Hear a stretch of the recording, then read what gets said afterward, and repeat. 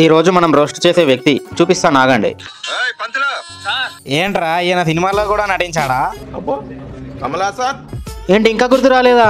ఈయనెవరో కాదు, ప్రభాస్ తోని సినిమాలు తీసే ప్రొడ్యూసర్లు అందరూ కూడా జాతకాలు చూయించుకోవాల్సిందే. ఇంకా నయం నువ్వు చెప్పిన మాట విని వాళ్ళు వచ్చి నీ దగ్గర జాతకాలు చూయించుకోలేదు, లేదంటే సలార్ కూడా ఫెయిల్ అయ్యేదేమో, ఫ్లాప్ అయ్యేదేమో. ఈ రోజు ఈ స్వామిని రోస్ట్ చేసి పడేద్దాం. వీడియోని ఎండు వరకు చూడండి, స్కిప్ చేయకండి. ప్రభాస్ జాతకము ఆల్మోస్ట్ ఆల్ ఆయన జీవితంలో ఆయన హైప్స్ అయిపోయినాయి.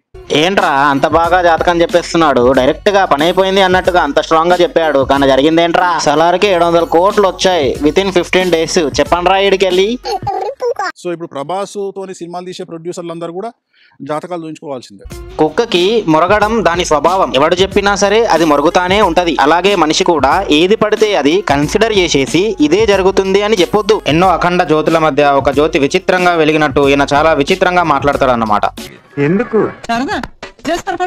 చెప్తే వినాలి. గ్రహాలు పరిస్థితులు ఎంత గట్టిగా బ్యాడ్ గా ఉన్నా సరే దైవ కృప వల్ల ఏదైనా జరగచ్చు, ఏదైనా మారొచ్చు. కాబట్టి ఒళ్ళు దగ్గర పెట్టుకుని మాట్లాడాలి, లేదా కుక్కకి మనిషికి తేడా లేకుండా పోయింది. మరి లేకపోతే ఏంట్రా కుక్క మొరిగినట్టు? ప్రభాస్ చాప్టర్ క్లోజ్, ప్రభాస్ పని అయిపోయింది, ప్రభాస్ ఇక రాడు కనిపించాడు అని ఏది పడితే అది వాగుతుండు. కట్ చేస్తే సలార్ పెద్ద హిట్ అయ్యి బ్లాక్ బస్టర్ అయ్యి వితిన్ 15 days లో 700 కోట్లు కలెక్ట్ చేసిన తర్వాత ఈయన మాట మార్చేస్తాడు. మళ్ళీ 3 సినిమాలు పోయినప్పుడు నా గురించి పాజిటివ్ గా మీరు ట్రోల్ చేయాల్సిందే కదా.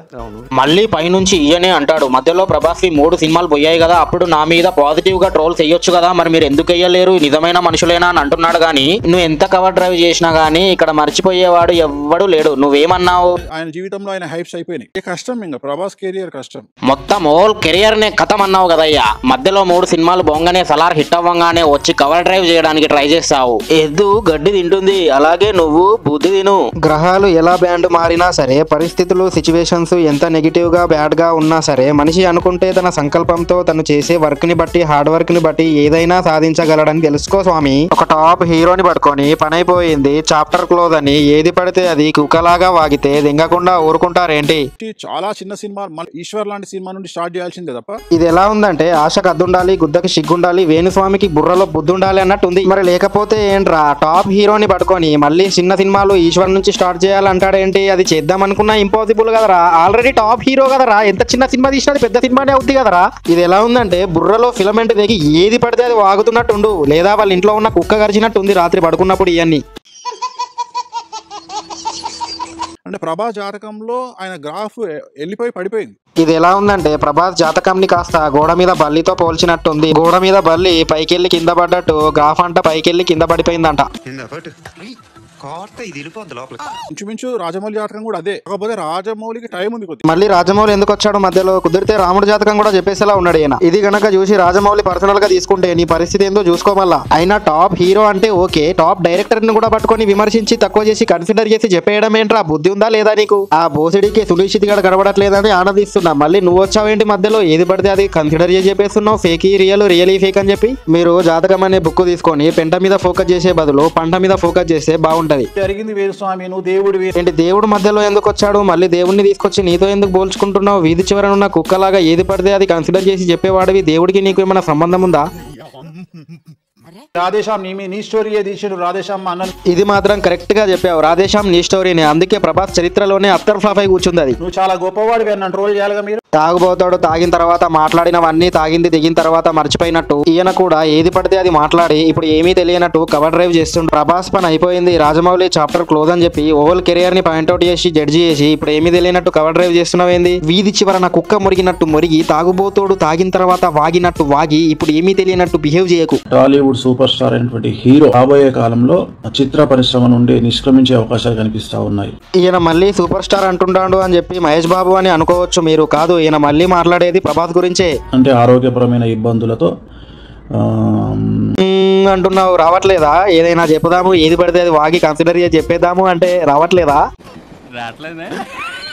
అంటే ఆరోగ్యపరమైన ఇబ్బందులతో సినిమాలు చేయను అని రిటైర్మెంట్ ప్రకటించే అవకాశం ఉంది. ఆరోగ్యపరమైన ఇబ్బందులతో ఒక టాప్ సూపర్ స్టార్ అంట సినిమాలు చేయను అని చెప్పి వెళ్ళిపోతాడు అని చెప్పి చెప్తున్నాడు కదా. ఈయన ప్రభాస్ గురించే చెప్తున్నాడు. ఈ వీడియో క్లిప్ చూడండి ఒకసారి. అమ్ముంటే ప్రభాస్ ఆరోగ్యం గురించి మాట్లాడండి.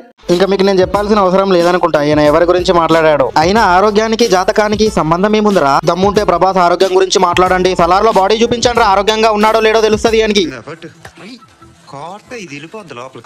ప్రభాస్ పెళ్లి ఎందుకు చేసుకోవడం లేదు డిబేట్ పెట్టండి. పెళ్లి ఎందుకు చేసుకోవడం లేదు? నీకెందుకురా? పెళ్లి గురించి మీకెందుకు? కుక్క మొరిగినట్టు ఏది పడితే అది కన్సిడర్ చేసి చెప్పేసి ఇప్పుడు వచ్చి పెళ్లి గురించి డిబేట్ పెట్టండి అని అరుస్తావేంటి?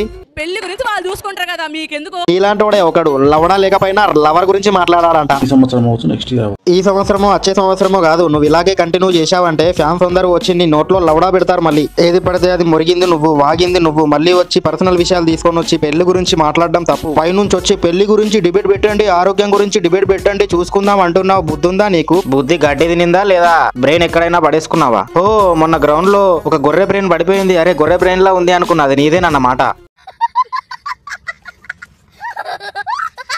తెలంగాణ జాతక రీత్యా తెలంగాణకి జాతకం ఉండడం ఏంట్రా? బ్రహ్మానందం సినిమాలో కూడా ఇంత కామెడీ ఉండదు, నువ్వు రియాలిటీలో ఇంత కామెడీగా మాట్లాడుతున్నావు. వదిలిపెడితే కుక్కలకి, తొండలకి, బర్రెలకి, పిల్లులకి, బల్లులకి, చివరికి అంతరించిపోయిన డైనోసార్లకు కూడా జాతకం చెప్పేలా ఉన్నావు. అల్లు అర్జున్ జాతకం ఏంటంటే ఆయన సూపర్ స్టార్ జాతకము. నువ్వు అల్లు అర్జున్ ఫ్యాన్ అనుకుంటా, అందుకే సూపర్ స్టార్ జాతకం అని పలికావు. ప్రభాస్ నేమో డైరెక్ట్ గా తులారాశి అని పలికి చాప్టర్ క్లోజ్ అన్నావు. అల్లు అర్జున్ నేమో రాశి పేరు పలకుండానే సూపర్ స్టార్ జాతకం అంటున్నావు. టాలీవుడ్ సూపర్ స్టార్ అయినటువంటి హీరో చిత్ర పరిశ్రమ నుండి నిష్క్రమించే అవకాశాలు కనిపిస్తా ఉన్నాయి. అంటే ఇప్పుడు Allu Arjun the super star జాతకం అన్నావు, మళ్ళీ ఇప్పుడు ఒక ప్రముఖ సూపర్ స్టార్ ఆరోగ్యం బాలేక ఇండస్ట్రీ వదిలి వెళ్ళిపోతాడు అంటున్నావు. సంపూర్ణేష్ బాబు బ్రెయిన్ లో గ్రౌండ్ ఉన్నోడికి బ్యాక్గ్రౌండ్ తో పని లేదని చెప్పాడు. నువ్వు మాత్రం ఏదో గ్రౌండ్ లోని బ్రెయిన్ వదిలేసి వచ్చినట్టున్నావు, ఏది పడితే అది వాగుతున్నావు. అల్లు అర్జున్ టాపెస్ట్ హీరో, ఏదో మొడ్డలో మోడెస్ట్ హీరో అన్నట్టు ఏదో టాపెస్ట్ అంటాడేంట్రా? టాప్ అనాలి కదరా, టాపెస్ట్ ఏంట్రా? టాపెస్ట్ ఇంగ్లీష్ రాకపోతే మాట్లాడకు, అంతేగాని ఏది పడితే అది టాపెస్ట్ మొడ్డెస్ట్ అని వాగకు. అక్కడ ఆఫ్టర్ ఆల్ బిగ్ బాస్ కోసమే ఏదో బగల కొట్టారు, నువ్వైతే టాప్ హీరోలనే అంటున్నావు. జాగ్రత్త చూసుకోమల్లా, నీది ఏదైనా బగిలిపోతే ప్రాబ్లం మళ్ళీ. కొంతమంది ప్రశాంతంగా ఉంటుందమ్మా జాతకం. ఏంటి అల్లు అర్జున్ జాతకం ప్రశాంతంగా ఉంటుందా? అతను చేసే హార్డ్ వర్క్ చూస్తే ప్రశాంతత కాదు కదా, పదుకున్న చోట నిలబడలేవు, అంతా హార్డ్ వర్క్ చేస్తాడు ఆయన జీవితం ప్రశాంతంగా ఎక్కడ ఉంది రా జాతకం? ఎర్రి, నువ్వు ముందు నోరుంది కదా అని మొరగడం వాగడం మానేసి మాట్లాడడం నేర్చుకో. మళ్ళీ తెలంగాణ జాతకం అని ఆంధ్ర జాతకం కూడా చెప్పాడు ఈయన. 2024లో జగన్ సీఎం అంట, ఆల్మోస్ట్ ఓడిపోయే స్టేజ్ లో ఉన్నాడు, ఈయన సీఎం అంటున్నాడు. ఆయన సీఎం అయితే అవ్వకపోని అప్పుడు చెప్దాం ఈయన పని. ఎన్టీఆర్ 2030లో ఎంట్రీ ఇవ్వడం ఏంటయ్యా? అక్కడ నారా లోకేష్ ఉన్నాడు, చంద్రబాబు నాయుడు ఉన్నాడు, అక్కడే వాళ్ళ మధ్య గొడవలు ఉన్నాయని అందరూ అంటున్నారు. మళ్ళీ 2030లో ఎన్టీఆర్ ఎందుకు వస్తాడు? ఇంత ఎర్లీగా అక్కడ ఎన్టీఆర్ కి యాక్సెస్ లేదు, అండ్ ఇంత ఎర్లీగా ఎన్టీఆర్ సినిమా ఇండస్ట్రీ వదిలేసి వెళ్ళడు కూడా. ఏది పడితే అది వాగడానికి నీకు మాటలు ఎలా వస్తాయి పంతులు? అది బుర్రా లేదా?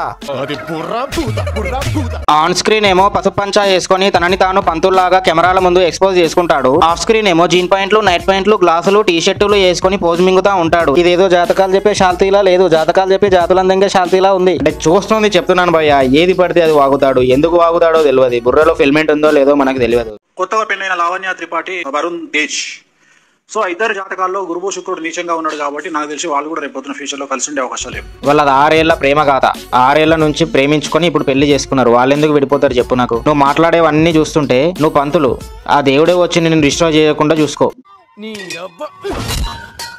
అంటే మొన్న బలిసిన గొర్రె బుర్ర గ్రౌండ్ లో పడిపోయింది ఏంట్రా అనుకున్నా, అది ఖచ్చితంగా నీదే అని ఇప్పుడే తెలుస్తుంది నాకు. వీడియో అయితే ఇది. వీడియో మీకు నచ్చితే ఖచ్చితంగా లైక్ చేయండి, లైక్ ఖచ్చితంగా చేయండి. మీ ఫ్రెండ్స్ కి కూడా షేర్ చేయండి, వాళ్ళతో కూడా సబ్స్క్రైబ్ చేయించండి. క్వాలిటీతో ఇంకా బెటర్ గా గట్టిగా